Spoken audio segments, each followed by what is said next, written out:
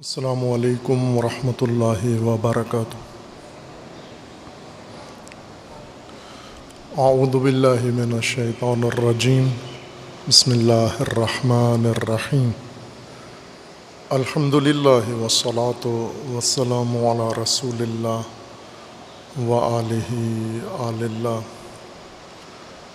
واللعنۃ الدائمۃ علی اعدائہم اعداء اللہ من یوم عداوتہم الی یوم لقاء اللہ۔ عباد اللہ اوصیکم ونفسی بتقوی اللہ، اتقوا اللہ فإن خیر الزاد التقوی۔ بندگان خدا، آپ سب کو اور اپنے نفس کو تقوی الہی کی وصیت کرتا ہوں، تقوی الہی کی نصیحت کرتا ہوں اور دعوت دیتا ہوں کہ اپنی زندگی تقوی کے بنیاد پر قائم کریں، تقوی کے زیر سایہ زندگی بسر کریں، اور تاکید کرتا ہوں کہ اللہ نے آپ کی حیات کے لیے، مومنین کی اور انسانوں کی زندگی کے تحفظ کے لیے تدبیر تحفظ مقرر فرمائی ہے، اسی کا عنوان تقوی ہے۔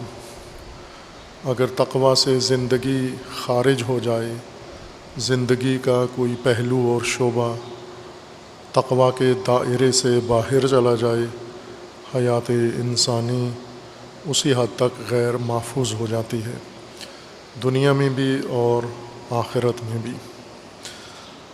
تقوی کے لیے اللہ تعالیٰ نے اہتمام فرمایا ہے، تاکید فرمائی ہے، اور تقوی کے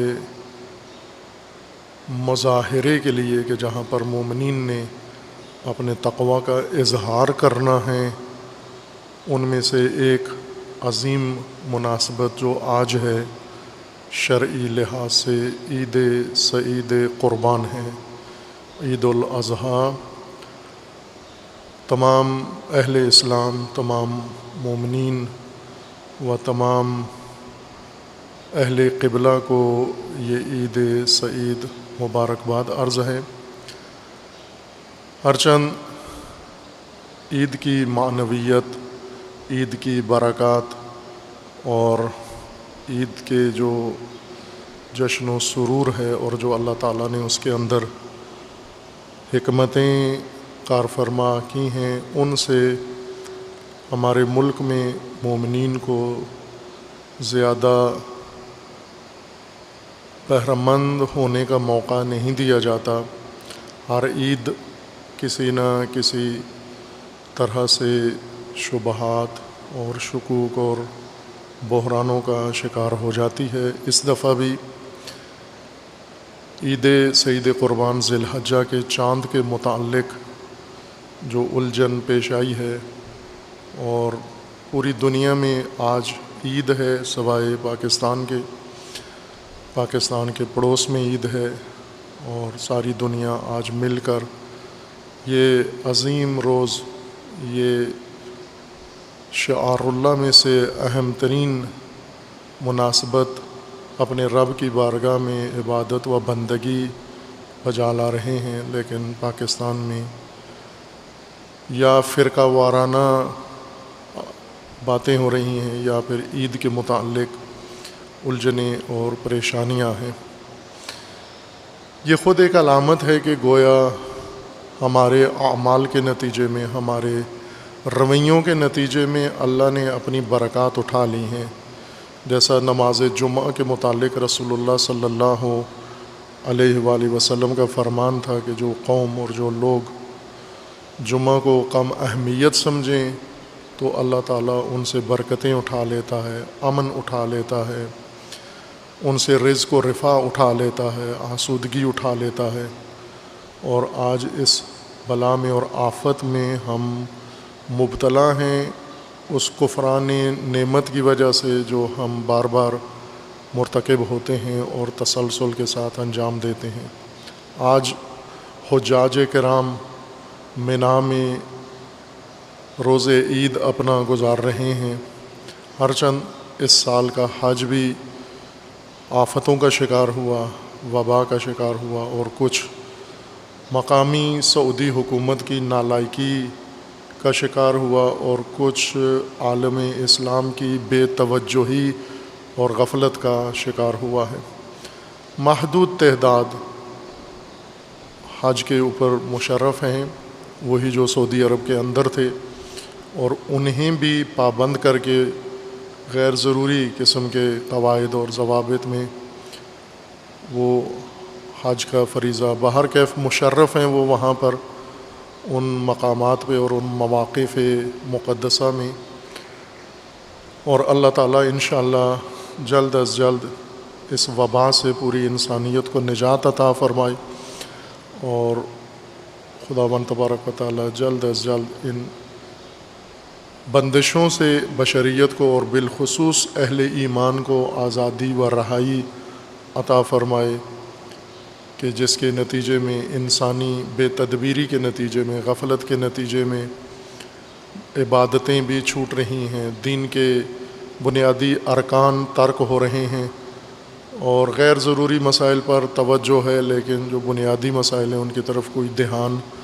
نہیں ہے۔ حج کے متعلق کوئی عالمی سطح پر مشاورت نہیں ہوئی، تمام عالم اسلام کے اکابرین اور متعلقہ لوگوں کو بٹھا کر حج کا فیصلہ ہونا چاہیے تھا کہ اس سمے کا حج اس صورتحال میں کیسے برپا کیا جائے، اور تمام عالم اسلام اور امت اسلامیہ کے تعاون سے یہ حج اس سے بہتر برقرار ہو سکتا تھا وبا کے خطرے کے باوجود، لیکن جیسے وہاں کی مقامی حکومت کی روش ہے کہ وہ مکہ اور مدینہ کو، حرمین کو اپنی ملکیت سمجھتے ہیں اور امت اسلامیہ کو اپنے نوکر اور اپنے مزدور سمجھتے ہیں، ان کے اندر جو گھمنڈ موجود ہے اور ان کے اندر جو ایک تاریخی نالائکی موجود ہے، جس کی وجہ سے اور دیگر کئی مسائل پیدا ہونے کے ساتھ ساتھ حج کا فریضہ بھی حج ابراہیمی ادا ہونے سے ہمیشہ امت محروم رہتی ہے۔ حج سعودی تو انجام پاتا ہے، حج چینی تو انجام پاتا ہے، حج تجاری تو انجام پاتا ہے، لیکن حج ابراہیمی دیکھنے کے لیے حرم ابھی بھی منتظر ہے و تشنا ہے، و شاید ظہور امام عصر اجل اللہ تعالی فرج و شریف شاید وہ ہو، اگر امت نے یہی اپنا وتیرہ جاری رکھا تو پھر اسی وقت ہی حج ابراہیمی کی شکل حرم دیکھ پائے گا۔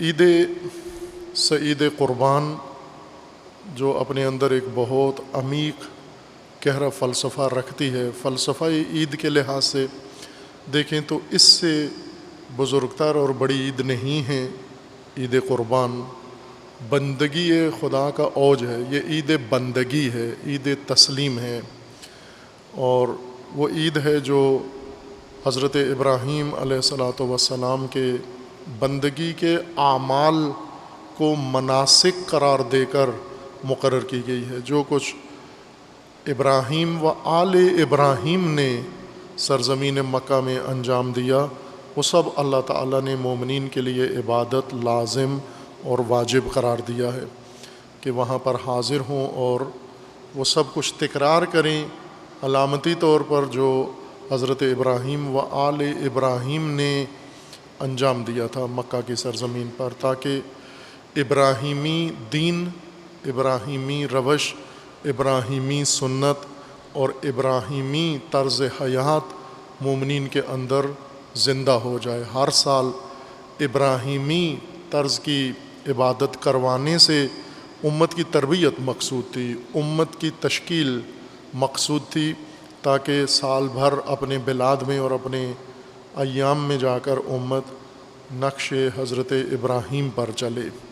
یہ عظیم وغیرہ فلسفہ ہر قدم پر اس حج ابراہیمی و عید ابراہیمی کے ہر قدم پر ایک بہت عمیق گہری حکمت موجود ہے۔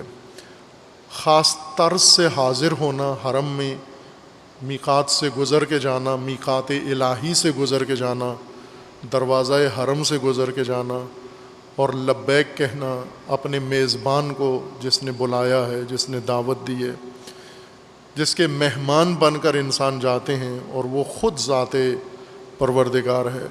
حج کے موقع پر جب انسان کہتا ہے لبیک اللہم لبیک، یعنی اللہ نے فرشتے نہیں میقات پہ بٹھائے ہوئے کہ فرشتے استقبال کریں، انبیاء کو نہیں کہا ہوا کہ میرے مہمان آ رہے ہیں آپ نے میقات پہ ان کا استقبال کرنا ہے، بلکہ خود پروردگار میزبان ہے اس ضیافت عظمیٰ کا۔ اور اسی لیے مومن جب حاضر ہوتا ہے، میقات پہ حاضر ہو کے غسل کرتا ہے اور پھر لباس تبدیل کرتا ہے، احرام زیر تن کرتا ہے، فوراً فی الفور زبان سے بلند آواز سے کہتا ہے لبیک اللہم لبیک، اے میرے رب میرے پروردگار میں حاضر ہوں۔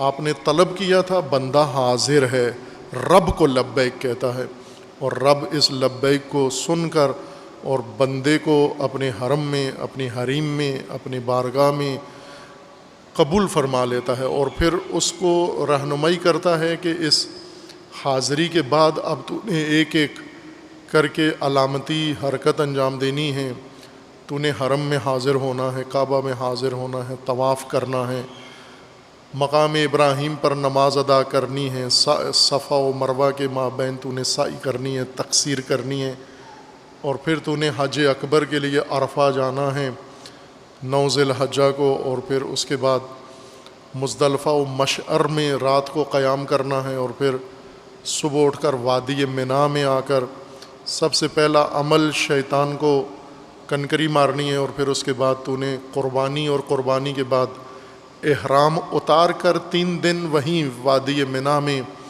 باقی مناسک و اعمال ابراہیمی بجا لانے کے لیے تو نے وقوف کرنا ہے۔ اور اس طرح یہ کارگاہ عظمیٰ الہی، تشکیل امت کی، تربیت انسان کی اور ابراہیمی اسوہ کی تربیت کا یہ عمل مکمل ہوتا ہے، اور انسان ایک تولد جدید، ایک ولادت جدید کے ساتھ اپنے گھروں کو، اپنے اوطان کو واپس پلٹتا ہے، اور حاجی کے وجود کی برکات سے اس کے اعزاء اقارب، اس کا محلہ، اس کا شہر اور اس کا ملک وہ متبرک ہوتے ہیں۔ یہ موقع ہے آج کے دن کا، جسے اللہ تعالیٰ نے عید اضحیٰ قرار دیا ہے۔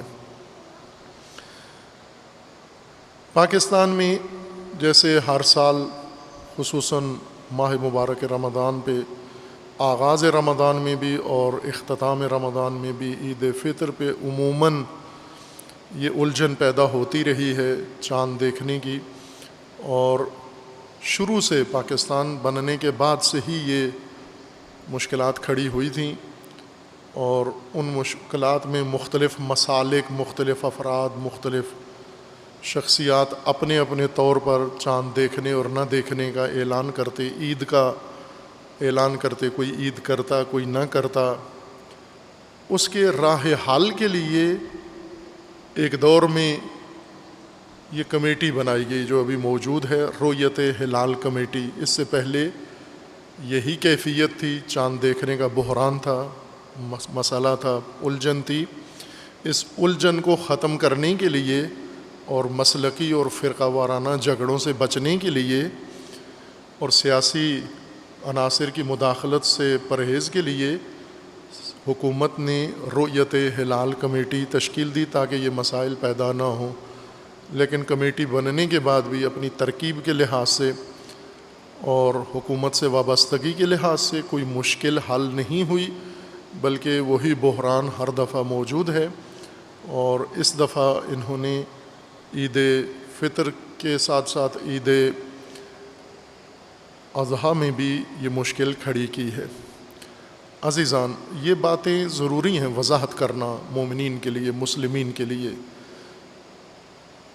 ہمارے پاس میڈیا ہے، ٹی وی چینلز ہیں، اخبار ہیں، کالم نگار ہیں، اور سب سے بڑھ کر محراب ہے، ممبر ہے، مساجد ہیں اور مزارات ہیں، حسینیے ہیں، امام بارگاہیں ہیں، مجالس ہیں۔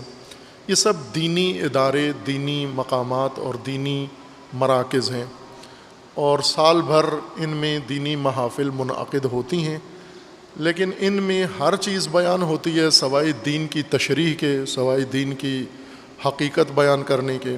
جو لوگ تسلسل کے ساتھ ان محافل میں شریک ہوتے ہیں وہ دینی مسائل سے پھر بھی آخر عمر تک ناآشنا ہی رہتے ہیں، چونکہ مجالس کا رخ کسی اور طرف ہوتا ہے، تعلیمات دین کی جانب کم ہوتا ہے۔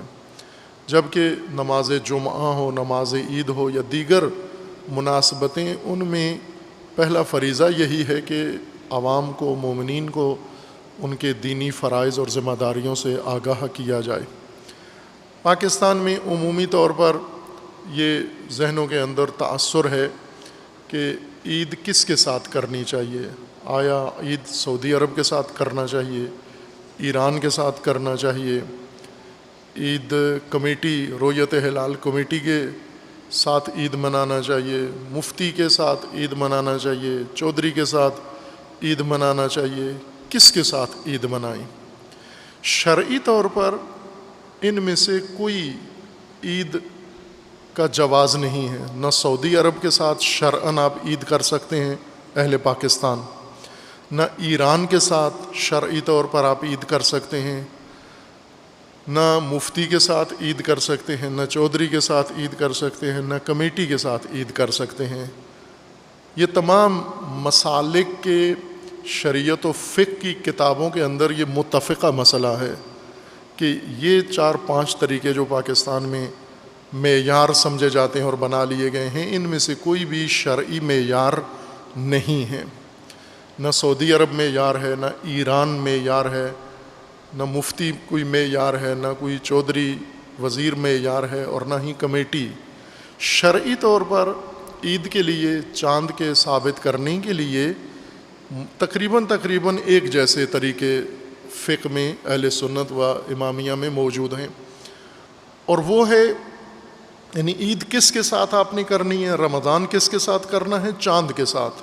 فقط ایک شرعی معیار ہے کہ آپ نے چاند کے ساتھ عید کرنی ہے، چاند کے ساتھ روزہ رکھنا ہے، چاند کے ساتھ افطار کرنا ہے۔ چاند کے علاوہ کوئی معیار نہیں ہے، نہ کوئی ملک معیار ہے، نہ کوئی شخصیت معیار ہے، نہ کوئی ادارہ معیار ہے، نہ کوئی سلسلہ، نہ تنظیم، نہ حکومت، کوئی بھی معیار نہیں ہے، چاند معیار ہے۔ قرآن کریم کے فرمان کے مطابق اہلّہ مواقیت کے لیے مقرر کیے گئے ہیں، شرعی اوقات کے لیے چاند ہے، اہلّہ ہیں۔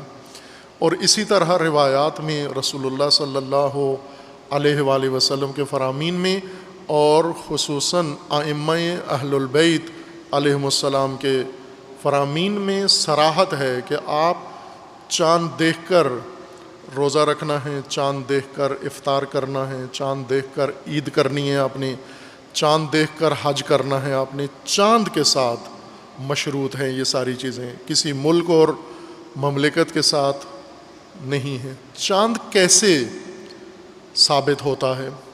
چاند کے لیے روایات کے اندر بعضوں نے قرآن کریم سے بھی رؤیت کو نکالنے کی کوشش کی ہے کہ قرآن کریم میں بھی جو آیہ کریمہ ہے چاند کے متعلق، اس میں بھی یہی ہے کہ رؤیت ہلال سے آپ عید کریں یا رؤیت ہلال سے اپنے مواقیت تعین کریں۔ لیکن بعض دیگر مفسرین نے اس کو رد کیا ہے کہ چاند سے قرآن کی آیت سے چاند کی رؤیت استفادہ نہیں ہوتی، لیکن چاند کو معیار کے طور پر مقرر کیا گیا ہے کہ مواقیت شرعیہ چاند کے حساب سے ہوں گے۔ روایات کے اندر تصریح ہے کہ آپ نے چاند کو دیکھ کر روزہ رکھنا ہے اور عید کرنی ہے۔ سم للرؤیت وافطر للرؤیا، یا سومو للرؤیت وافطروا للرؤیا، یعنی رؤیت ہلال، چاند کی رؤیت، چاند کے دیکھنے پہ روزہ رکھو، چاند کے دیکھنے پہ روزہ چھوڑ کے عید کرو آپ۔ پس رؤیت ہلال معیار ہے، بس اس کے علاوہ کوئی اور معیار نہیں ہے۔ لیکن رؤیت ہلال کیسے ہو؟ شرعی طریقہ چاند کی رؤیت کا، چاند کے دیکھنے کا کیا ہے؟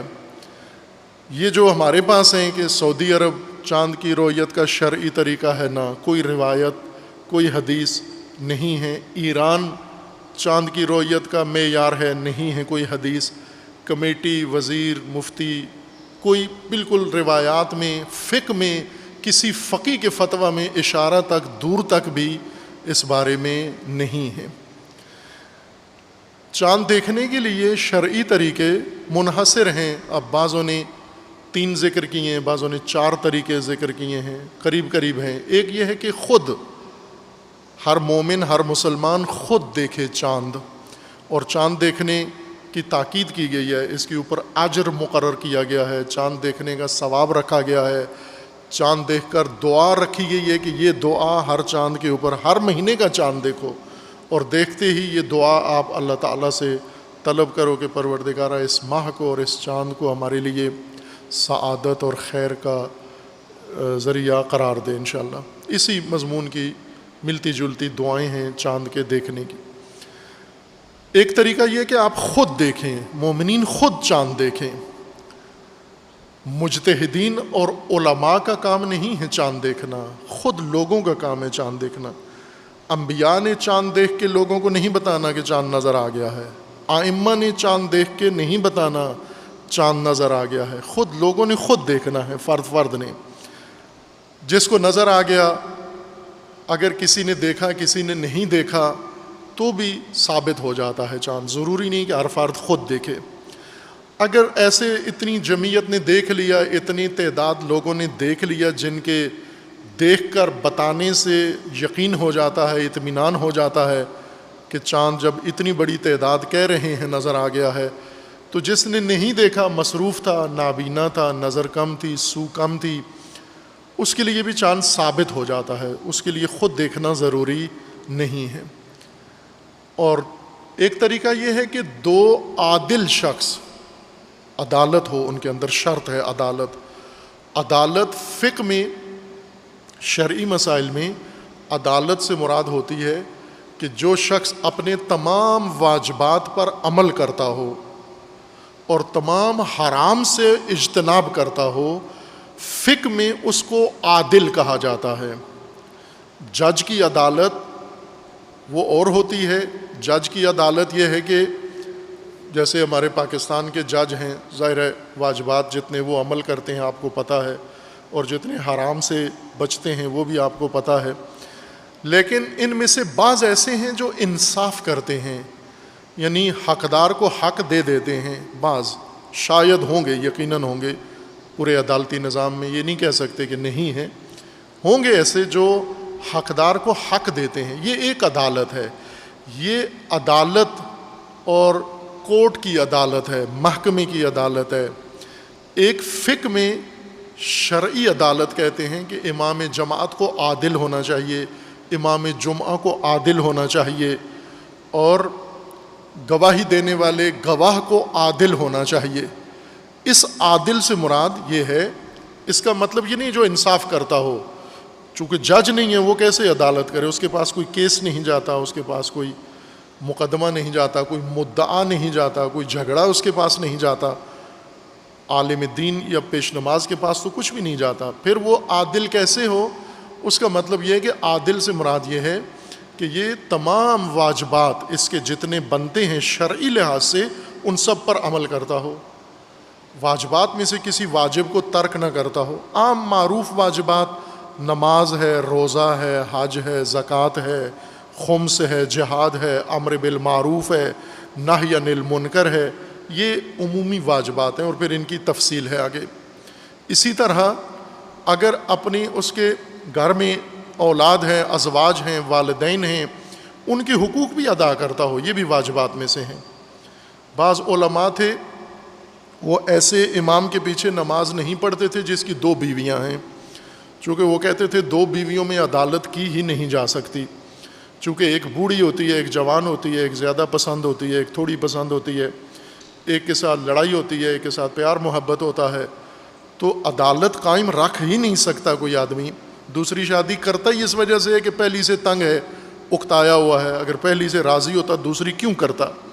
اب دوسری کر کے وہ کسی ایک کا حق ادا نہیں کرتا، لہٰذا وہ پوچھتے تھے پہلے امام کو کہ تیری ایک بیوی ہے یا 2؟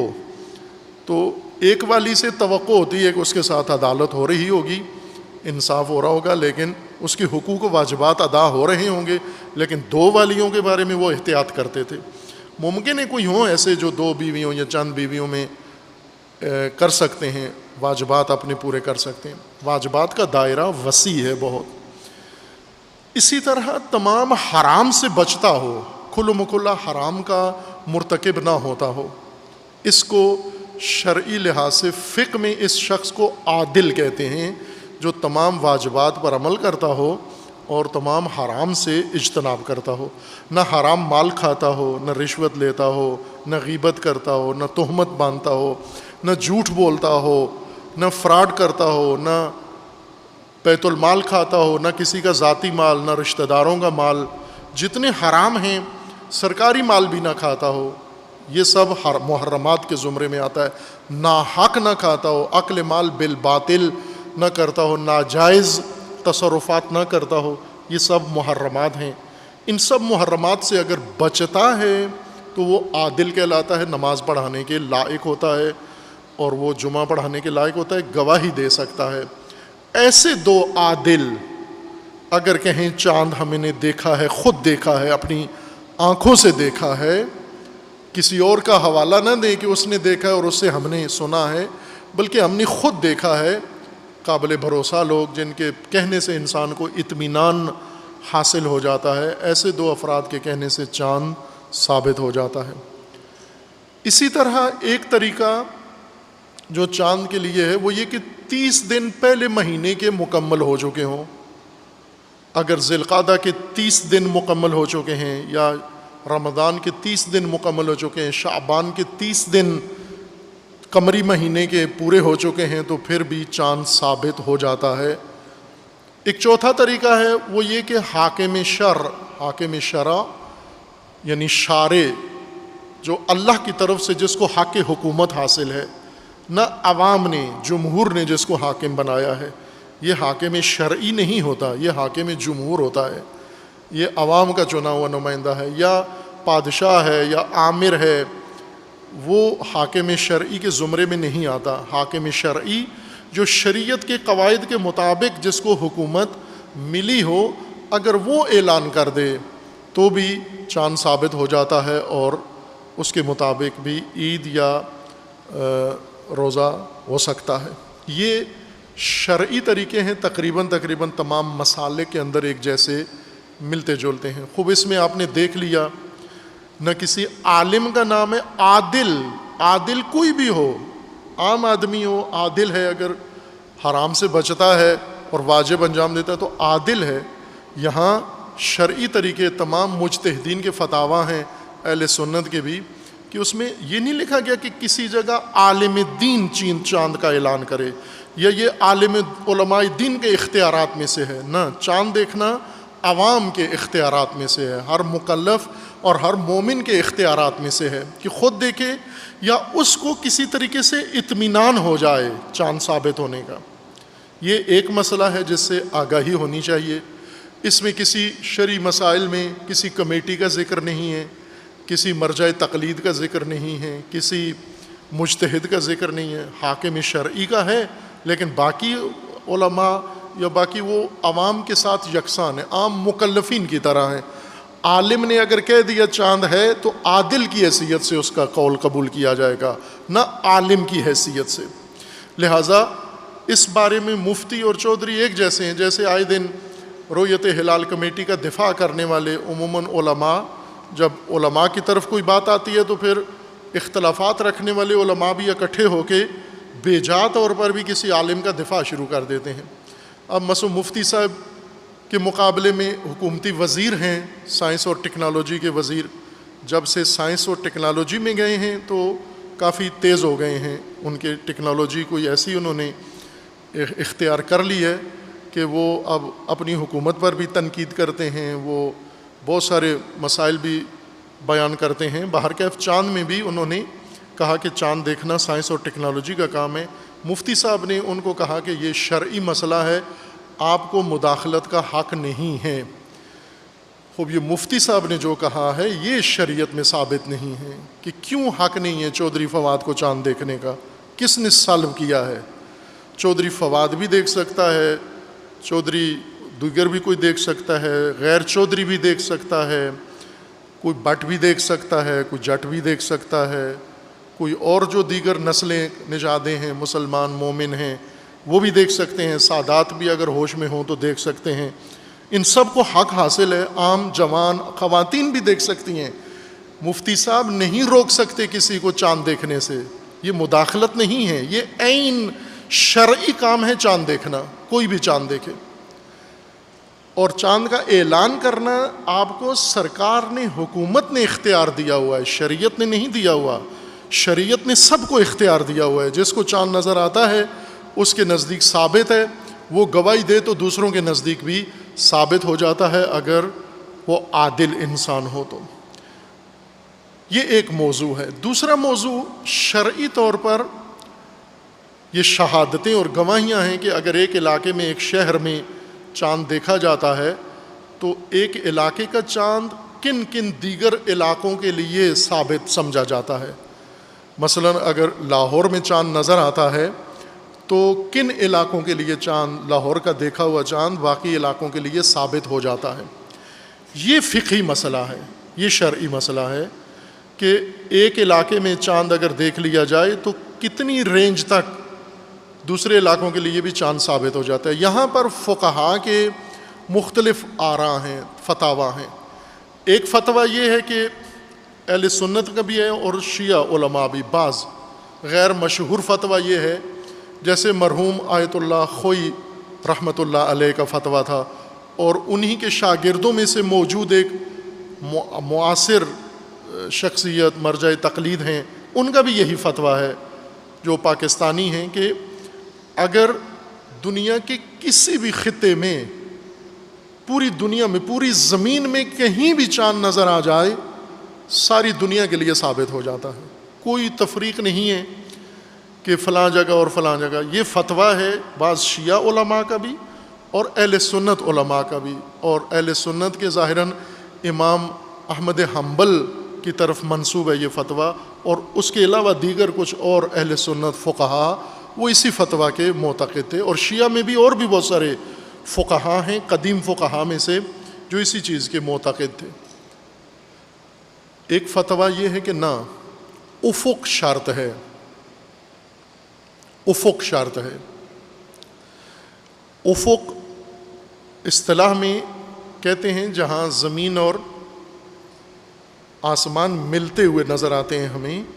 آپ نگاہ کریں اپنے رہائشی علاقے میں جہاں بھی ہیں، چاروں طرف نگاہ کریں تو ایک جگہ آپ کو ایسی محسوس ہوتی ہے کہ گویا زمین اور آسمان یہاں پر جڑ رہے ہیں. جڑے ہوئے نہیں ہیں، فاصلہ ہی ہے، لیکن ہمیں ایسے لگتا ہے چونکہ زمین گول ہے تو حد نگاہ انسان کی ایک حد تک جاتی ہے، وہاں سے زمین کا ڈھلوان شروع ہو جاتا ہے اور آگے زمین نظر نہیں آتی، لگتا ہے ایسے کہ آسمان. یہ افق ہوتا ہے. یا جہاں پر آپ کو سورج نکلتا ہوا اور ڈوبتا ہوا لگتا ہے، یہ اس کو افق کہتے ہیں. یہ افق ہے. یہ افق اگر ایک ہو، اب اس کی بھی تھوڑی تشریح ہے، وہ میں اجتناب کرتا ہوں یہاں اس محفل مجلس میں اور خطبہ میں مناسب نہیں ہے، طالب علمی کی بات شروع ہو جائے گی. افق ایک ہونا چاہیے، یعنی ایسے بلاد اور ایسے ممالک کہ جن میں سورج کا غروب اور طلوع وہ وقت ایک ہونا چاہیے ان کا، معمولی ایسا فرق نہ ہو کہ یہ کہا جائے کہ یہاں سورج اور وقت میں طلوع ہوتا ہے وہاں اور وقت میں طلوع ہوتا ہے. یہ اگر اتحاد افق ہو، ان ممالک میں سے کسی ایک میں چاند نظر آ جائے باقی سارے ممالک میں چاند خود ہی ثابت ہو جاتا ہے. ایک فتویٰ علماء کا یہ ہے کہ افق کا اتحاد شرط نہیں ہے، شب رات کا اتحاد شرط ہے. یعنی وہ تمام ممالک جہاں رات اکٹھی ہوتی ہے، ایسے زمین چونکہ گول ہے اور بعض علاقے زمین کے ایسے ہیں جہاں جیسے اس وقت ابھی ہمارے پاس دن ہے اور بالکل آپ کے نیچے جہاں پہ آپ بیٹھے ہوئے ہیں، بالکل آپ کی نشست کے نیچے امریکہ ہے، آپ امریکہ کے سر پہ بیٹھے ہوئے ہیں، یہاں پر دوسری طرف دیگر ملک ہیں. خوب وہاں پہ ابھی رات ہے، جب وہاں دن ہوتا ہے آپ کے ہاں رات ہو جاتی ہے. تو یہ وہ ممالک ہیں جن کی رات اور دن آپس میں مشترک نہیں ہیں۔ ہمارا دن شروع ہوتا ہے، ان کی رات شروع ہو جاتی ہے، جب ان کا دن شروع ہوتا ہے ہمارے ہاں رات شروع ہو جاتی ہے۔ لیکن کچھ ممالک ایسے ہیں جن میں وقت کا فرق ہے، جیسے یورپ میں، یورپ 4-5 گھنٹے کا فرق ہے آپ سے، لیکن آپ کے ہاں جب رات ہوتی ہے تھوڑی دیر کے بعد ان کے ہاں بھی رات ہو جاتی ہے، تو رات کا ایک حصہ مشترک گزارتے ہیں آپ یورپ کے ساتھ، لیکن امریکہ، کینیڈا اور ان ممالک کے ساتھ آپ کا رات اور دن کا کوئی مشترک حصہ نہیں ہوتا۔ یہ علماء فتویٰ دیتے ہیں کہ جہاں رات ایک ہو جن ممالک کی، وہاں پر اگر کسی ایک میں چاند نظر آ گیا باقی سب میں چاند نظر آ جاتا ہے۔ خوب یہ فتاویٰ مختلف ہیں۔ بعض فقہا یہ کہتے ہیں کہ نہ، ہر شہر میں الگ سے، یہ بھی ایک شاذ کہہ لیں، ان کو زیادہ مشہور نہیں ہے۔ اہل سنت میں بھی کچھ ایسے فقہا ہیں، علماء، جن کا یہ کہنا ہے کہ ہر آدمی الگ چاند دیکھے اور ہر شہر کا الگ چاند ہو۔ اگر لاہور والوں نے دیکھ لیے تو شیخو پورہ والوں کے لیے ثابت نہیں ہوگا، شیخو پورہ والوں کو خود دیکھنا ہوگا۔ اسی طرح اگر گجرات میں چاند نظر آ گیا، منڈی بہاؤدین میں نظر نہیں آیا تو ان کی عید نہیں ہوگی۔ یہ بھی فتاویٰ ہیں، لیکن یہ کم تعداد ہیں جن کا یہ فتویٰ ہے۔ خوب عزیزان، اب پاکستان میں چاند دیکھنے کا جو شرعی طریقہ ہے وہ ساری دنیا کا جیسے ہے، یہاں بھی ہے۔ سعودی عرب جب چاند دیکھے نہ دیکھے، پاکستان میں چاند کے ثبوت کے لیے، اسی طرح ہر ملک میں چاند کے ثبوت کے لیے وہی 4 طریقے ہیں شرعی، جن میں اشارہ کیا کہ خود دیکھو، 2 عادل آدمی گواہی دیں، یا اتنی جمعیت شہرت ہو جائے جس سے یقین حاصل ہو جائے چاند ہو گیا ہے، نظر آ گیا ہے، اور پھر یا حاکم شرعی کہہ دے کہ چاند نظر آ گیا ہے۔ اس میں پاکستان میں جو کمیٹی بنائی گئی ہے، یہ سہولت کے لیے، مسلکی تفرقے کو ختم کرنے کے لیے، جھگڑے جو چاند پہ ہوتے تھے پہلے ذوالفقار علی بھٹو کے زمانے میں، یہ اوج پہ تھا یہ مسئلہ، اور اس سے پہلے بھی ایوب کے زمانے، ایوب خان کے زمانے میں بھی یہ تھا، صدر ایوب میں، کہ جب چاند کا وقت ہوتا رمضان اور عید کا تو بہت سارے مسلک کے علماء کو پکڑ کے جیل میں بند کر دیتے تھے۔ ان کا یہ طریقہ کار تھا صدر ایوب کا، اچھا طریقہ تھا ان کا، کہ ان سب کو جیل میں بند کر کے پھر حکومت اعلان کسی ایک سے کروا دیتی تھی کہ چاند ہے یا نہیں ہے۔ یہ پاکستان کے لیے سب سے موزوں نسخہ ہے۔ بعد میں یہ کمیٹی بنا دی گئی ظاہراً ذوالفقار علی بھٹو کے دور میں، رؤیت ہلال کمیٹی، سارے مسالک کے نمائندے ملا کر تمام فرقوں کے، اور رؤیت ہلال کو فرقوں میں، فرقوں کی بنیاد پر فرقوں کا چاند کر دیا، اس فرقے کا چاند، اس فرقے کا چاند، اس مسلک کا چاند، اس مسلک کا چاند، اتحاد کے لیے کمیٹی بنا دی گئی۔ ظاہر ہے یہ کمیٹی ان 4 طریقوں میں سے کسی زمرے میں اگر آتی ہے تو پھر تو اس کمیٹی کی بات مانی جائے گی۔ اگر عادل گواہی کے طور پر یہ کمیٹی کہتی ہے تو ٹھیک ہے، ورنہ باقی کسی زمرے میں کمیٹی کا اعلان شرعی حیثیت نہیں رکھتا، چاند سب کو دیکھنا ہے۔ ایک اہم بات جو مومنین کو میں عرض کرتا ہوں، اور طلاب پہلے سے، علماء طلاب شروع سے اس بات کو اپنے علوم شرعیہ میں، فقہ میں، اصول فقہ میں پڑھتے ہیں، اور اس کی تطبیق کا یہ مورد ہے چاند دیکھنے کا ماجرا۔ وہ بات یہ پڑھتے ہیں، میں اصطلاح اعلان کر دیتا ہوں علماء طلاب کی خدمت میں بات سمجھنے کے لیے، اور عوام کو الگ سے اس اصطلاح کے بغیر کوشش کروں گا آپ کو سمجھاؤں۔ وہ یہ ہے کہ آیا رؤیت جو روایات کے اندر رسول اللہ صلی اللہ علیہ وآلہ وسلم نے فرمایا، یا ائمہ اطہار علیہ السلام نے حکم دیا ہے کہ رؤیت کے ذریعے، رؤیت کے بعد روزہ رکھو و رؤیت کے ساتھ افطار کرو، یہ رؤیت کی حیثیت کیا ہے؟ چاند دیکھنے میں رؤیت کیا ہے؟ یہاں آیا رؤیت موضوع ہے، یا رؤیت یعنی عید کا یا روزے کا موضوع رؤیت ہلال ہے، یا نہ رؤیت ہلال طریق ہے اس بات ہلال کا؟ رؤیت موضوع ہے یا طریق ہے؟ یہ علماء طلبہ اصول فقہ میں بحث کرتے ہیں کہ آیا اس شے کو جو حکم کے اندر ملحوظ کی گئی ہے، جس کے لیے حکم ذکر کیا گیا ہے، یہ موضوعیت رکھتی ہے، یہ شے یا یہ صفت اس حکم کے لیے یا طریقیت رکھتی ہے؟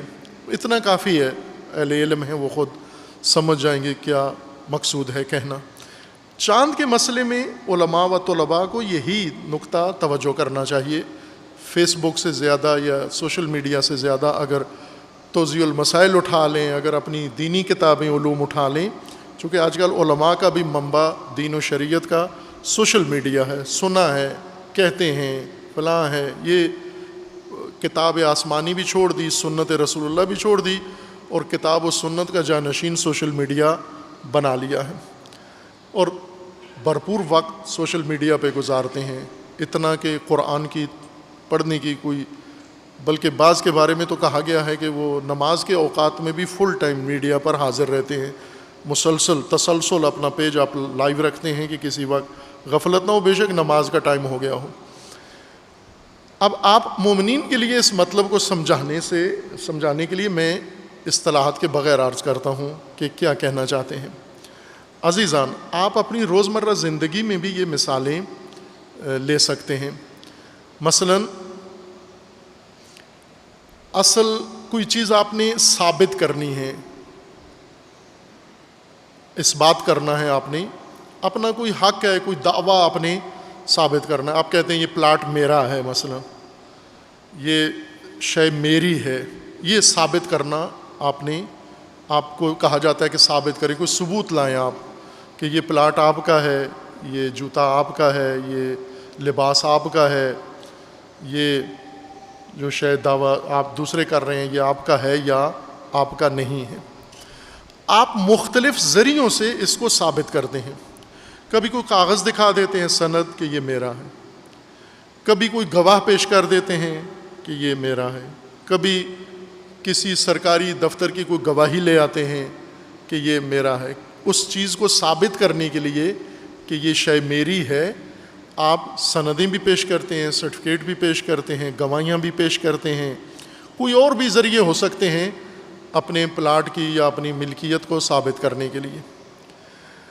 اور بعض اوقات جیسے عدالتوں کی میں مثال دیتا ہوں آپ کو، عدالتوں میں جن جرائم کو پیش کیا جاتا ہے کہ اس شخص نے یہ جرم کیا ہے، قاضی کہتا ہے کہ اس جرم کے لیے اس کو ثابت کرو تم کہ یہ جرم ہوا ہے۔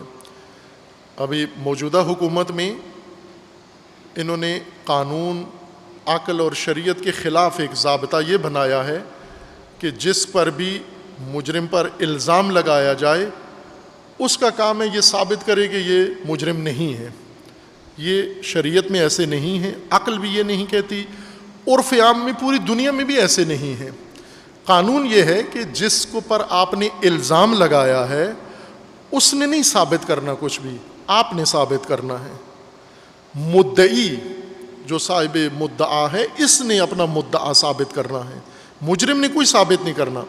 اگر آپ نے جرم ثابت کر دیا ثابت ہو جائے گا، اگر آپ ثابت کرنے میں ناکام رہے وہ بری ذمہ ہے، اس سے نہیں پوچھا جائے گا کہ آپ نے یہ کیا ہے یا نہیں کیا۔ اگر آپ نہ ثابت کر سکے اسی سے وہ بری ہو جائے گا۔ جس طرح آئے دن آپ دیکھتے ہیں کہ عدالتیں کئی لوگوں کو گواہی نہ ہونے کی وجہ سے، ثبوت نہ ہونے کی وجہ سے بری قرار دیتی ہیں، وہ ہوتے مجرم ہیں لیکن چونکہ ثبوت نہیں پیش کر سکے لہٰذا انہیں چھوڑ دیا جاتا ہے۔ مثلا ایک عام جرم جو پاکستان میں عام کیا بھی جا رہا ہے اور ہو بھی رہا ہے، اور اس کو زیادہ شہوانی تہذیب کے اندر مرتکب ہو رہے ہیں لوگ، آئے دن اخلاقی فساد کا ارتکاب ہے، چھوٹے بچوں کے ساتھ، بچیوں کے ساتھ، اور پھر قتل بھی کر دیتے ہیں انہیں۔ خب اگر نعوذ باللہ کوئی شخص مرتکب ہوا ہے جرم زنا کا، لواط کا، مرد کے ساتھ اگر بدفعلی کرے تو یہ لواط ہے، اور مرد اگر عورت کے ساتھ کرے نامحرم کے ساتھ تو یہ زنا ہے۔ ان کی اپنی اپنی شقیں ہیں کہ یہ شادی شدہ تھے یا غیر شادی شدہ تھے، پھر ان کے اپنے احکام ہیں۔ لواط کی سزا سخت ہے، زانی کی سزا بھی سخت ہے، لیکن پہلے یہ دیکھا جاتا ہے کہ کنوارے تھے یا شادی شدہ۔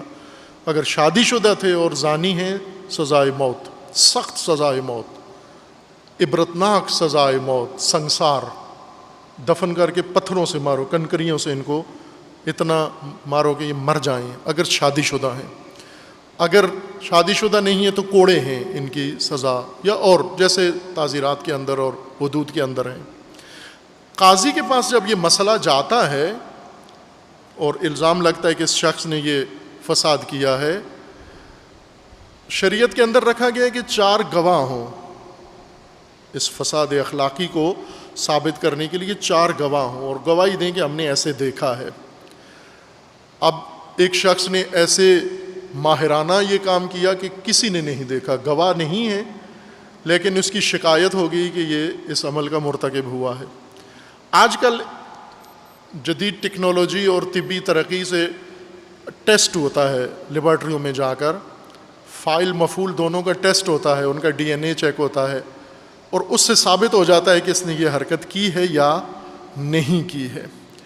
یا جج کو کسی اور طریقے سے پتہ چل جاتا ہے کہ اس نے یہ کام کیا ہے، جج کو یقین ہو جاتا ہے کہ یہ شخص مرتکب ہوا ہے۔ 4 گواہ پورے نہیں ہوئے لیکن یہ یقین ہو گیا کہ اس نے یہ بدفعلی کی ہے۔ یہاں کیا کرے قاضی؟ آیا 4 گواہ نہ ہونے کی وجہ سے اس کو علم ہے کہ یہ زانی ہے یہ شخص نعوذ باللہ، لیکن گواہ نہیں ہے، تو کیا سزا دے گا یا نہیں دے گا؟ یہی بات ہے چاند والی یہاں پر۔ یہ پہلے دیکھنا ہوگا کہ 4 گواہ سزا کا موضوع ہیں، یعنی 4 گواہوں کی وجہ سے سزا دی جاتی ہے، یا نہ سزا 4 گواہ اصل جرم ثابت کرنے کا ذریعہ ہیں۔ گواہوں کی دیکھنے کی بنا پر، جیسے کسی شاعر نے لکھا بھی ہے اپنی کتاب کے اندر، تنزیہ طور پر لکھا ہے کہ یہ جو 4 گواہوں سے سزا رکھی گئی ہے، قتل کے 2 گواہ ہیں اور اس بدفعلی کے 4 گواہ ہیں، تو انہوں نے تنزن لکھا ہے کہ یہ اس کی نالائکی پر اس کو سزا ہے کہ ایسی جگہ کیوں کام کیا جہاں 4 آدمی دیکھ رہے ہوں۔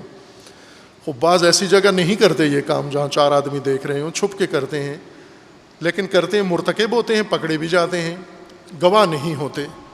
تو آیا 4 گواہ یہ ہیں موضوع سزا کا، یا جرم، اصل جرم موضوع ہے سزا کا؟ سزا کس پہ رکھی گئی ہے؟ 4 گواہوں کے اوپر سزا دی جا رہی ہے یا زنا کے اوپر سزا دی جا رہی ہے؟ خوب یہاں پر سب کہتے ہیں کہ اصل جو موضوع ہے حکم کا، سزا کا، وہ بدفعلی یا وہ جرم ہے، وہ اخلاقی فساد ہے۔ گواہ ذریعہ ہیں جرم ثابت کرنے کا، گواہیاں موضوع نہیں ہیں سزا کا، گواہی ذریعہ ہے۔ خوب اگر اصل جرم کا ثبوت سزا کا موضوع ہے تو گواہی کے ذریعے ثابت ہو جائے، یا گواہی کے علاوہ کسی اور طریقے سے ثابت ہو جائے کہ اس شخص نے یہ کام کیا ہے، تو پھر سزا بنتی ہے یا نہیں بنتی؟ خوب آج پاکستان میں بھی، پوری دنیا کے اندر گواہ نہ بھی ہوں، لیبارٹری میں ٹیسٹ سے اگر ثابت ہو جائے اس نے یہ جرم کیا ہے، سزا بنتی ہے، ملتی ہے اس کو۔ اور یہ الگ بات ہے کہ اب کسی جگہ عدالتی نظام غلط ہے، مجرم چھوٹ جاتا ہے وہاں پر، یا اثر رسوخ استعمال کیا جاتا ہے، لیکن سزا بنتی ہے اس کے لیے۔ کہنا یہ چاہ رہا ہوں کہ جب ایک شخص جرم کرتا ہے، اس جرم پہ سزا رکھی گئی ہے۔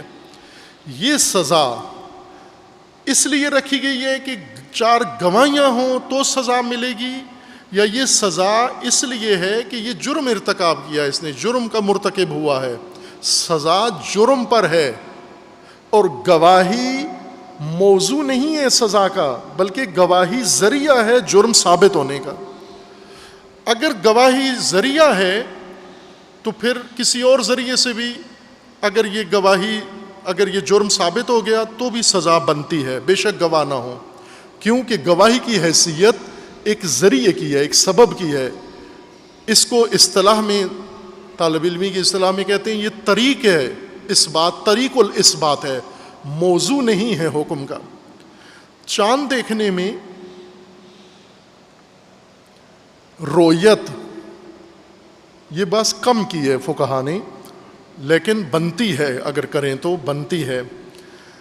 بعض نے کی بھی ہے کہ رویت، خود دیکھنا، چاند دیکھنا، یہ موضوع ہے روزے کا اور عید کا، کہ رویت کی وجہ سے روزہ واجب ہوتا ہے، یا چاند کی وجہ سے روزہ واجب ہوتا ہے؟ اور رؤیت اور دیکھنا ثبوت، چاند کے ثبوت کا ذریعہ ہے. چاند اصل حکم جو عید کا ہے یا روزے کا ہے وہ چاند کے اوپر ہے کہ چاند ثابت ہو جائے. اگر چاند ثابت ہو گیا تو آپ عید کر سکتے ہیں، روزہ رکھ سکتے ہیں اور دیگر احکام، حج کر سکتے ہیں، عرفہ منا سکتے ہیں. دیگر جو مواقیت شرعیہ کے اوپر موقوف احکام ہیں وہ آپ چاند ثابت ہونے پر انجام دے سکتے ہیں. اب سوال یہ کہ چاند ثابت ہوتا ہے کن کن ذریعوں سے؟ ایک ذریعہ ہے رؤیت، خود دیکھو. دوسرا شہادت. تیسرا حاکم شرع.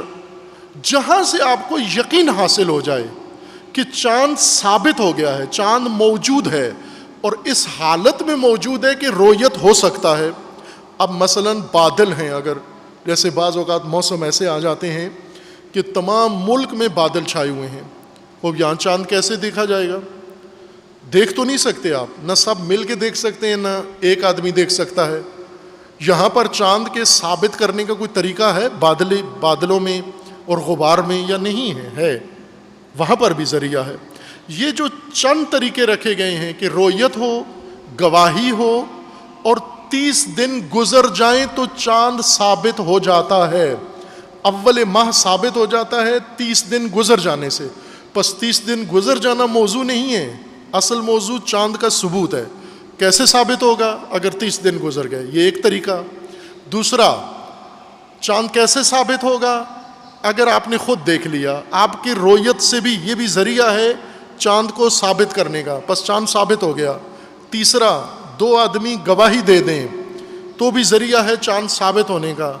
اگر بہت بڑی جمعیت، ایک شہر کے اکثر لوگ کہہ رہے ہیں چاند بن گیا ہے، ہو گیا ہے، تو بھی چاند ثابت ہو جائے گا. یعنی اصل جو موضوع ہے وہ چاند کا ثبوت ہے. چاند کا ثبوت کتنے طریقوں سے ہو سکتا ہے؟ رائج یہ طریقے ہیں. اس زمانے میں ظہور اسلام میں یہ چاند طریقے تھے. آج اگر آپ کو ٹیکنالوجی کی مدد سے یہی سہولت مل جائے، ٹیکنالوجی یہ کہے کہ چاند آپ کے افق پر قابل رؤیت ہے، اتنا بڑا چاند ہے، دیکھا جا سکتا ہے، لیکن بادلوں کی وجہ سے، افق پہ سرخی کی وجہ سے اور افق پہ بادلوں کی وجہ سے کہ اکثر اوقات بن جاتے ہیں، آپ دیکھ نہیں رہے، یا نظریں آپ کی کمزور ہیں، عینک آپ کی کمزور ہے، آپ نہیں دیکھ سکتے. دوربین سے دیکھیں تو آپ کو چاند ثابت ہو جائے گا. یا دوربین سے نہ بھی دیکھیں، اگر چاند کی حرکت کا نقشہ دیکھ لیں تو آپ کو ثابت ہو جائے گا کہ پاکستان کے افق پر چاند ہے یا نہیں ہے.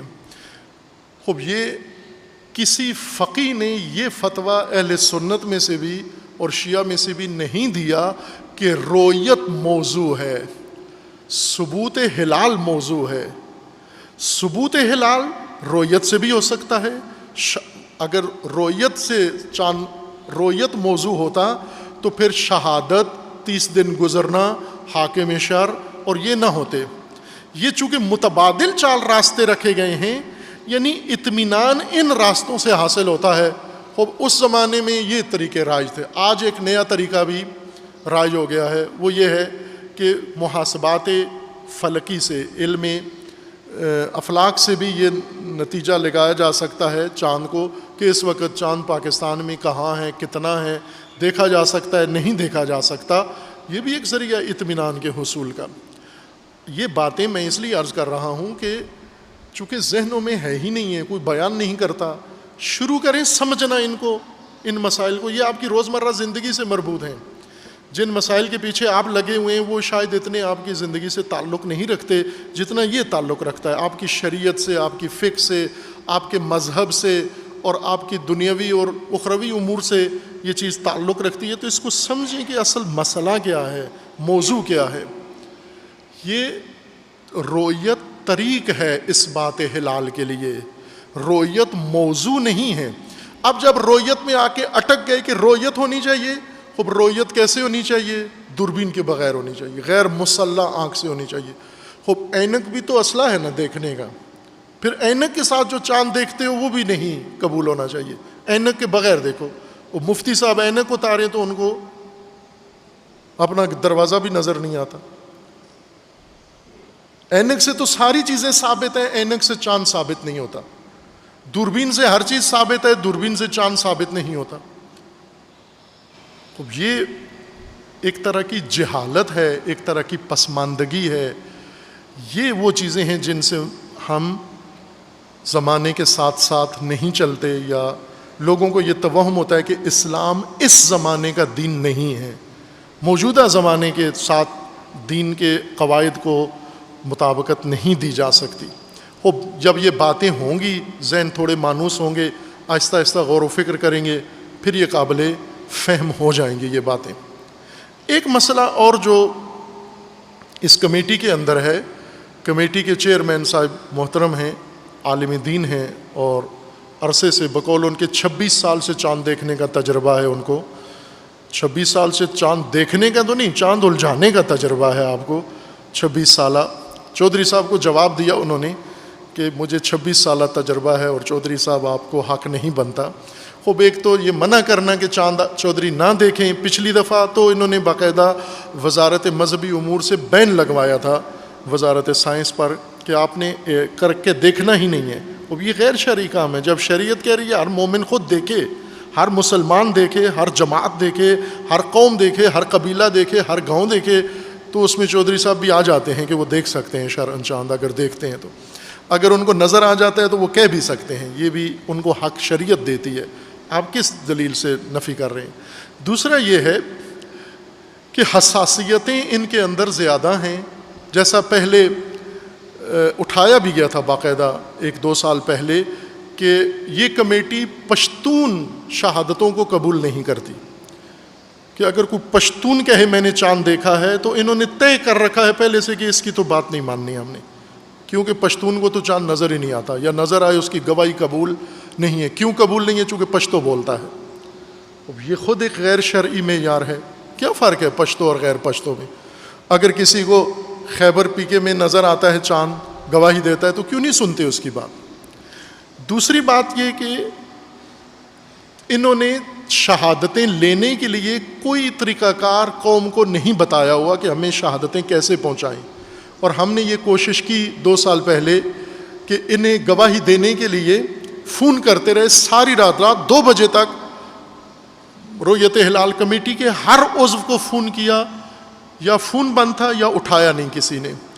آخر کار پشاور رؤیت ہلال کے ایک فرد اس وقت جاگ رہے تھے، انہوں نے ان سے پوچھا کہ آپ نے شہادتوں کے لیے کیا کیا ہوا ہے، چاند کے لیے اہتمام؟ تو انہوں نے کہا ہوٹل میں اجلاس بلایا ہوا ہے، ہم ہوٹل کے کمرے میں ہیں، یہاں اے سی لگا ہوا ہے، کھانا پینا پورا ہے ادھر. اور انہوں نے کہا کہ کوئی چاند دیکھنے کے لیے کوئی دوربین، کوئی، کہا نہیں ہم کمرے میں ہیں، چھت پہ گئے ہی نہیں ہم، اور شہادتوں کی انتظار میں بیٹھے ہیں.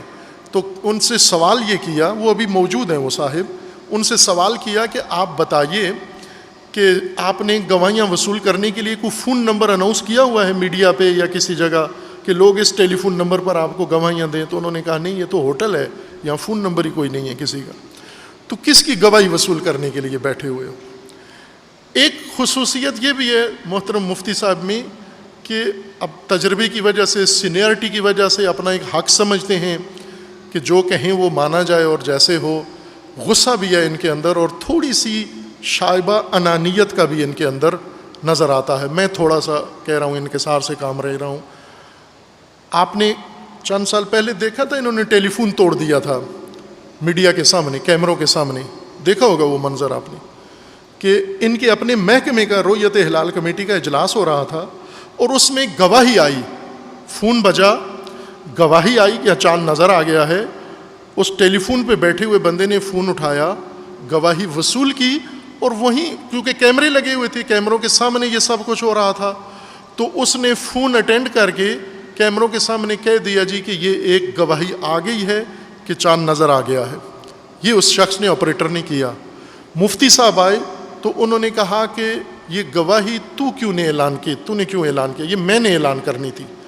پہلے اس کو ڈانٹا، پھر ٹیلی فون اٹھایا، پٹخا تار کھینچی، پھینکا اس کو کہ یہ میں نے کرنا تھا، گواہی میں نے وصول کرنی تھی اور میں نے اعلان کرنا تھا، آپ نے کیوں اعلان کیا ہے؟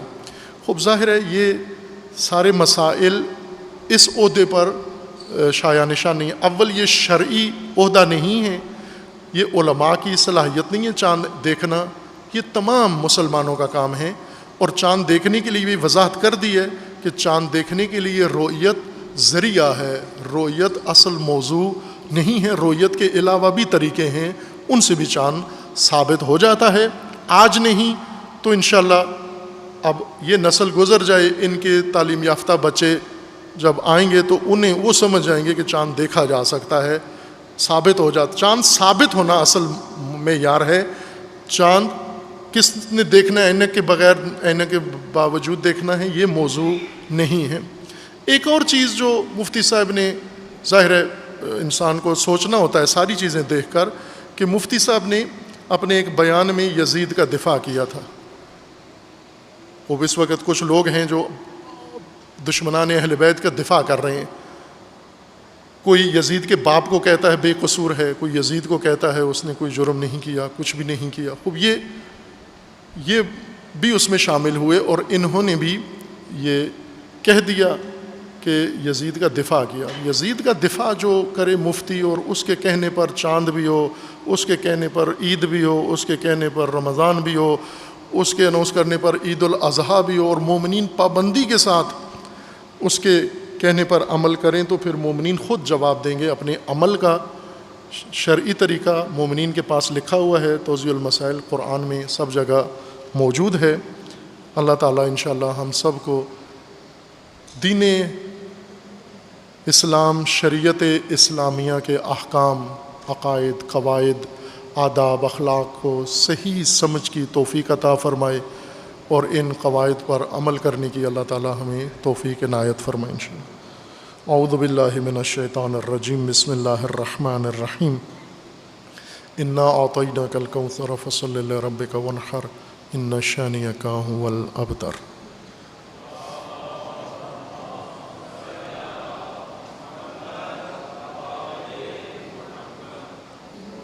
اعوذ باللہ من الشیطان الرجیم، بسم اللہ الرحمن الرحیم۔ الحمد للہ والصلاة والسلام علی رسول اللہ وآلہ آل اللہ، سیما علی امیر المؤمنین علی ابن ابی طالب علیہ الصلاۃ والسلام، و فاطمۃ الزہرا سیدۃ نساء العالمین، والحسن والحسین سیدی شباب اہل الجنہ و صبطی الرحمہ، و علی ابن الحسین و محمد ابن علی و جعفر ابن محمد و موسیٰ ابن جعفر و علی ابن موسیٰ و محمد ابن علی و علی ابن محمد والحسن ابن علی والحجت ابن الحسن القائم المنتظر المہدی، حجج اللہ علی عبادہ و امناؤہ فی بلادہ، واللعن علی اعدائہم اجمعین من الآن الی قیام یوم الدین۔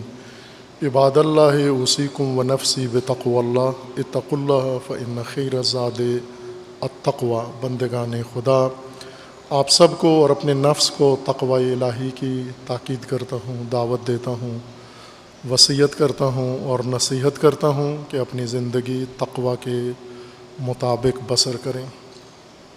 تقوی اللہ کی جانب سے حفاظتی تدبیر ہے حیات انسانی کے لیے، اور اس کے اہتمام کے لیے اللہ تعالیٰ نے جہاں پر آسمانی کتابیں نازل فرمائی ہیں، انبیاء و رسول مبعوث فرمائے ہیں، ائمہ منصوب فرمائے ہیں، علماء کو مامور فرمایا ہے، وہاں پر کچھ عبادتیں اور کچھ اعمال و اقدامات بھی مقرر فرمائے ہیں، جن میں ایک روز جمعہ و نماز جمعہ ہے، اور ایک روز عید و نماز عید ہے۔ آج شرعی لحاظ سے عید سعید قربان ہے، لیکن سرکاری طور پر پاکستان میں چونکہ اعلان نہیں ہوا، اس لیے نماز عید یہاں قائم نہیں کی گئی، نماز جمعہ ہے، چونکہ شرعی طور پر مجزی ہے۔ عید اگر جمعہ کے دن آ جائے تو نماز عید پڑھ کے جمعہ چھوڑ سکتے ہیں، جمعہ پڑھ بھی سکتے ہیں۔ یہ اس صورت میں ہے کہ جب عید میں کوئی الجھن نہ ہو، بحران نہ ہو، جیسے آج ہے، اس طرح کی صورتحال نہ ہو، متفقہ طور پر ہو، تمام مسلمین قبول کر رہے ہوں عید، اور جمعے کے دن عید آ جائے تو ترجیح نماز عید کو ہے۔ اور اگر نماز عید کے ساتھ جمعہ پڑھ سکتے ہیں تو وہ بھی پڑھ سکتے ہیں، نہیں ہیں تو یہاں ایک تو نماز عید روایات کے مطابق واجب ہے، وہی جو جمعہ میں الجھن ہے وہی نماز عید میں ہے، چونکہ نماز عید اور جمعہ دونوں جماعت کے ساتھ واجب ہیں پڑھنا، فرادہ نہیں ہوتے، اس لیے معل امام کہا گیا ہے کہ امام یا جماعت، امام جماعت کے ساتھ پڑھیں۔ لیکن یہ بعض علماء نے استفادہ یہ کیا ہے کہ اس امام سے مراد امام معصوم ہے، جبکہ کسی اور جگہ روایات میں ایسی اصطلاح امام معصوم کے لیے نہیں ہے، امام جماعت کے لیے استعمال ہوئی ہے۔ باہر کے یہ بنیادی وجہ بنی ہے کہ امامیہ کے مشہور فقہا کا فتویٰ یہ ہے کہ جمعہ و عید زمانہ غیبت امام میں واجب نہیں ہیں، لیکن اہل بیت علیہ السلام کی روایات میں ہیں۔ میں تبرکاً ایک روایت پڑھ دیتا ہوں۔ یہ روایت ابواب الصلاۃ کتاب شریف وسائل الشیعہ میں ہے، امام صادق علیہ السلام سے ہے، انہ قال صلاۃ العیدین فریضۃ، دونوں عید اضحیٰ و عید فطر ان کی نماز فریضہ ہے، وصلاۃ الکسوف فریضۃ۔ اس کے علاوہ جو آج کی صورتحال ہے اس کے بارے میں بھی روایت موجود ہے، اور وہ یہ ہے کہ اگر جمعے کے دن عید آ جائے، باب انہ 15واں باب ہے وسائل الشیعہ جلد ہفتم میں کتاب الصلاۃ میں، باب انہ اذا اجتمع عید و جمعہ کان من حضر العید من غیر اہل البلد مخیرا فی حضور الجمعہ ویستحب للامام اعلامہم ذالک۔ اس روایت میں ہے کہ علی علیہ السلام کے زمانے میں ایسا ہی ہوا، علی علیہ السلام کی حکومت میں، کہ جب امیر المومنین خود امامت کرتے تھے جمعہ کی اور عید کی، چونکہ امام المسلمین نے یہ دونوں مراسم ادا کروانے ہیں، تو عید جمعے کے دن آ گئی۔ تو اس وقت امیر المومنین علیہ السلام نے کیا کیا، اس روایت کے اندر ہے کہ یہ روایت ہے ان علی ابن ابی طالب علیہ السلام کانا یقول یعنی ایک سے زیادہ مرتبہ کہتے تھے، فرمایا کرتے تھے، اذ اجتمع عیدان للناس فی یوم واحد، اگر دو عید ایک دن آ جائیں، دو عید سے مراد فطر اور اضحیٰ نہیں ہے، یہ تو دو اکٹھی نہیں ہو سکتی، جمعہ بھی عید ہے اور فطر بھی اور اضحیٰ بھی عید ہے، یہ اگر اکٹھی ہو جائیں، جمعے کے دن اگر دونوں عیدیں آ جائیں، فإنه ينبغي للامام ان يقول للناس في الخطبة الأولى، تو امام کے لیے ضروری ہے کہ وہ خطبہ اول میں یہ کہے، لوگوں کو بتائے، انہ قد اجتمع لکم عیدان فانا اصلیہما جمیعا، تو امام کہہ دے کہ میں نماز عید بھی پڑھوں گا، نماز جمعہ بھی پڑھوں گا، یا یہ کہے کہ ایک پہلی روایت جو میں نے نہیں پڑھی اس میں یہ ہے کہ ہم نماز عید پڑھیں گے، جمعے میں اختیار ہے آپ لوگوں کو، جمعہ پڑھنا چاہتے ہو تو پڑھ دو لیکن عید ہم پڑھیں گے۔ اس میں ہے کہ امام دونوں باتیں بتا دے کہ دونوں پڑھ سکتے ہیں۔ فمن کان مکانہ قاصیا فاحب ان ینصرف عن الآخر فقد اذنت لہ، اور اگر کوئی گھر دور ہونے کی وجہ سے جمعے کا انتظار نہیں کر سکتا، عید پڑھ کے واپس جانا چاہتا ہے تو وہ چلا جائے بے شک، یعنی جمعے کے دن اگر عید آ جائے، عید پڑھ لیں تو جمعہ چھوڑ دیں تو کوئی حرج نہیں ہے، گناہ نہیں ہے، چونکہ دونوں واجب ہیں، امام کے نزدیک دونوں واجب ہیں۔ آپ کی سہولت یہ ہے کہ فقہائے امامیہ مشہور یہ فتویٰ ہے کہ دونوں واجب نہیں ہیں، جمعے کے دن آئیں، اتوار کے دن آئیں، سوار کے دن آئیں، پیر کے دن آئیں، دونوں واجب نہیں ہیں، نہ جمعہ واجب ہے نہ عید واجب ہے، لہٰذا یہ مسئلہ ہی نہیں ہے کہ جمعے کے دن عید آ جائے تو کیا پڑھنا چاہیے کیا نہیں پڑھنا چاہیے، دونوں واجب ہی نہیں ہیں، تو مسئلہ حل ہے ان لوگوں کے لیے جو ایسے مجتہدین کے مقلدین جن کے فتویٰ کے مطابق واجب نہیں ہیں۔ نماز عید کا تو واجب تخییری کا کسی نے نہیں کہا کہ نماز عید واجب تخییری ہے، بالکل کہا مستحب ہے زمانہ غیبت میں، اور جمعہ کے بارے میں بعض فقہا کا فتویٰ ہے واجب تخییری ہے، ان کے نزدیک پھر جمعہ ترجیح رکھتا ہے نماز عید پر، چونکہ عید مستحب ہے اور جمعہ واجب، تو اگر ایک پڑھنی ہے تو پھر جمعہ پڑھیں تاکہ دونوں مجزی ہو جائیں۔ اگر نماز عید کے دن جمعہ پڑھ لیا تو مجزی ہے، ان فقہا کے نزدیک تو بالکل مجزی ہے 100%، اور جن کے وجوب کا فتویٰ ہے ان کے نزدیک بھی، جیسا امام علی علیہ السلام نے فرمایا. اور اس صورتحال میں کہ جب عید سرکاری طور پر ہے ہی نہیں تو عید کو منعقد کرنا ظاہر ہے وہ ایک اچھا اس کا اندر پیغام نہیں ہے، لہٰذا جمعہ منعقد کیا آپ کی خدمت میں.